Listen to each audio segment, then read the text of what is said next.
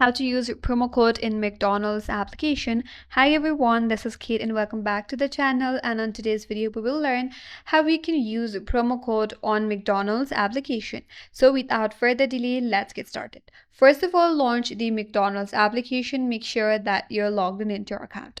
Once you're logged in, you will land on your home page. From your home page, you have to scroll through it and search for the section to apply your promo code. So keep on scrolling and search for it.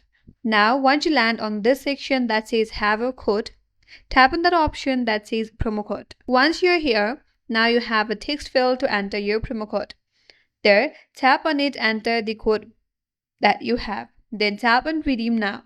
Once the code is redeemed, after that, you can select the items that you want to order. During your checkout process, you will see the code or the discount through your promo code will be applied automatically. Then you can proceed to checkout. That's it. That's how you can use a promo code in McDonald's application.